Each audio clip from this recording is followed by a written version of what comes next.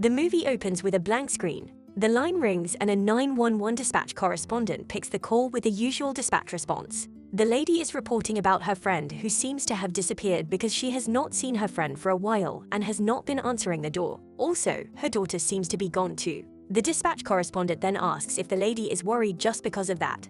But the lady replies and says she is concerned majorly because of the Facebook post she saw on her friend's page. The correspondent then asks what she saw and she tells him that she saw that Beach is dead. And I effing slashed her throat and raped her sweet, innocent daughter. Her scream was so effing loud. Laughing out loud. The correspondent then tells her that they are sending someone right away. As the call goes on in the background, Dee Dee is shown and Mel is at the door knocking and calling out her name. Mel keeps knocking, but there is no response. After a while, Mel breaks a window, enters the house and calls out Dee Dee's name, and still no response. Mel's daughter, who is waiting outside, then tells her mom that the police are around. 7 years earlier, in 2008, when Dee Dee and her daughter, Gypsy, just moved into their house, Dee and Gypsy are having an interview because an organization called Habitat for Humanity just built the house for them. The interviewer asks Dee Dee how she feels, and Dee Dee replies that it is a dream come true despite everything she has gone through after they lost their former home to Hurricane Katrina.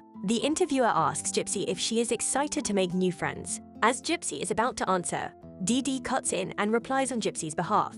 She is, but the interviewer insists on hearing from Gypsy herself, and Gypsy then gives a reply that suits her mother. The interviewer then thanks them for their time and leaves with the cameraman. Gypsy asks her mother if she was good, and Dee Dee replies that she was perfect. Later in the day, Dee Dee sits Gypsy down in the tub and shaves her hair off. Gypsy says she wonders how her hair will look if she lets it grow in, but Dee discourages her, saying it will get infested. Dee Dee carries Gypsy out of the tub and sits her on her wheelchair. Dee Dee goes ahead to prepare Gypsy's medicine while Gypsy connects her feeding tube to her lower abdomen. Dee Dee then gives Gypsy her medicine through the tube. At night, Dee Dee takes Gypsy into bed and asks her if she looked up at the sky, and Gypsy says she did. Dee Dee asks what she sees, and Gypsy says she sees the stars lined up. Dee Dee then describes to Gypsy that the stars are angels who in turn protect humanity. Dee Dee hugs and kisses Gypsy. Then Dee Dee helps Gypsy attach her oxygen support machine to her face and powers it on.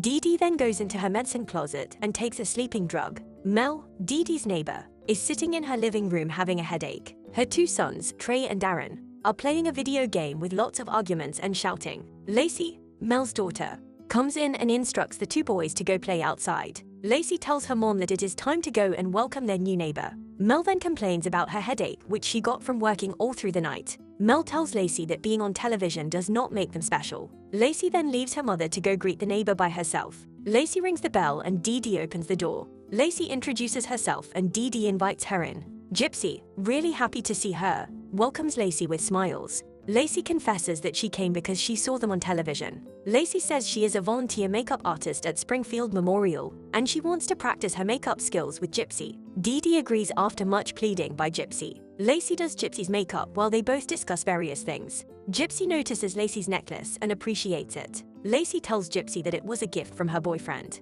Gypsy, surprised that Lacey has a boyfriend, asks if she is in love, and Lacey tells her she might actually marry him even though he is a dumbass. Gypsy asks Lacey to be her friend, and Lacey agrees. While all this is going on, Dee Dee stands close to the door listening to Gypsy and Lacey discussing. Lacey then receives a call from her mother and takes her leave. After Lacey's exit, Dee Dee instructs Gypsy to clean off the makeup on her face, and she does after some hesitation. The next day, Dee Dee wheels Gypsy outside the house to greet the neighbors. They get to Mel's house and meet Lacey, who then introduces her boyfriend Luke, who is washing Mel's car. Later on, Mel is sitting on the curb with her friend, Shelly, and Shelly invites Dee Dee to join them on the curb. Gypsy stays with Lacey and Luke, joining them to wash the car. Dee Dee explains Gypsy's sickness to Mel and Shelly. She says she had the submandibular gland surgery, which means her salivary glands have been removed because she was choking on herself. Gypsy also has epilepsy, paraplegia, and heart murmur, and cannot take anything by mouth. Mel and Shelly feel sorry for Dee Dee and salute her courage for how far she has come with Gypsy. Mel then welcomes Dee Dee to the neighborhood. As the ladies are discussing,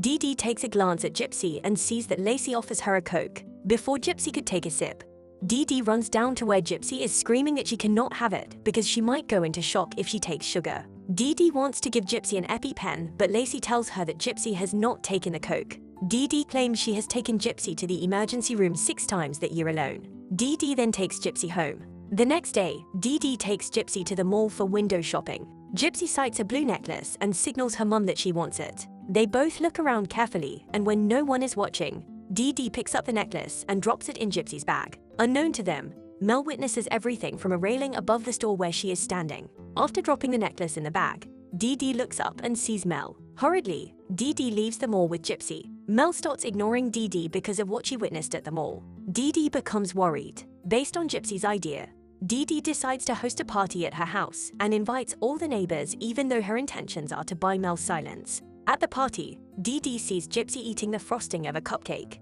Dee Dee rushes to her and gives her EpiPen before rushing her to the emergency room. Mel comes to the hospital to bring Dee Dee her purse, claiming she does not want her to be arrested for not having her driving license with her. Dee Dee explains her hardship to Mel, and Mel feels sympathy for Dee Dee, and the two make peace, both agreeing to a fresh start. In present day, at 9:01 p.m., June 2015, the police are at Dee Dee's house ready to go in and check what is going on. The police later finds Dee Dee's brutalized body on her bed covered up. Mel and Lacey rush down to ask the officers for an update, and they are told that Dee Dee is dead. Lacey then asks of Gypsy. 7 years earlier, after getting home from the hospital, Dee Dee ticks in Gypsy into bed. She also takes her own medicine and sleeps. Around 10:52 p.m., Gypsy gets out of bed and walks to the kitchen even though she uses a wheelchair. Gypsy overhears the doctor telling Dee Dee that she is not allergic to sugar. Gypsy then eats whipped cream. Gypsy does not experience any symptoms of anaphylaxis like her mother used to describe. Gypsy walks back to her room and finds her mother awake. Gypsy tells her mother she was thirsty. Dee Dee instructs Gypsy to get to bed, and she does. Around 9:30 p.m., Lacey and Mel become really worried about Gypsy as regards to her health. Lacey and Shelley try to explain Gypsy's sickness with different medical terms as used by Dee Dee, but the cops could not comprehend. Mel then tells the cops that Gypsy has too many problems. In 2009, Gypsy starts taking sugary foods at night. This new feat of hers brings about a visit to the dentist. A new dentist, Dr. Lakshmi Chandra, is introduced to them. After the doctor's examination of Gypsy, she writes a drug to help with Gypsy's reflux, despite the fact that she knows nothing is wrong with Gypsy as her mother claims. Dr. Chandra asks to see Gypsy's medical history, but Dee Dee refuses her access. On their way out, Dee Dee steals a prescription booklet used by doctors. She uses this booklet to prescribe drugs she wants for Gypsy and goes into a pharmacy to get them.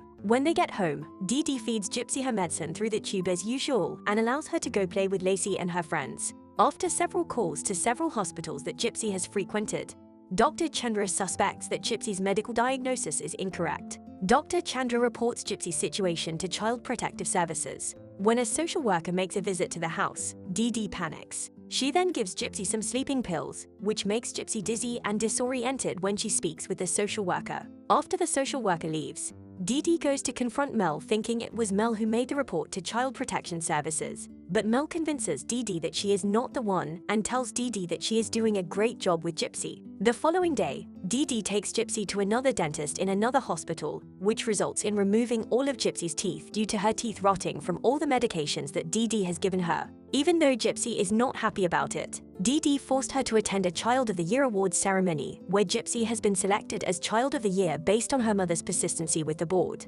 Just to put a smile on Gypsy's face, Dee Dee gets her a set of dentures to use in place of her removed teeth. Gypsy gets the Child of the Year award along with a check. Dr. Chandra calls Dee Dee and persuades her to bring Gypsy to the hospital so she can help Gypsy with the changing of her feeding tube.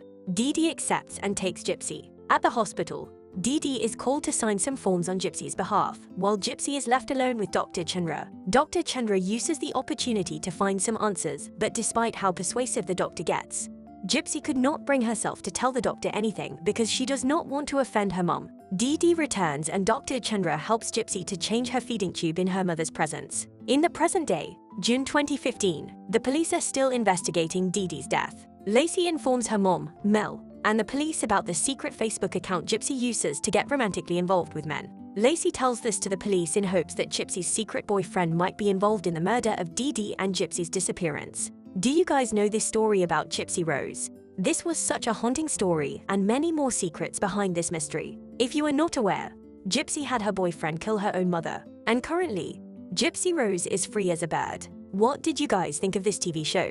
Subscribe for more videos like this. Turn on notifications and leave a like. It really helps the channel.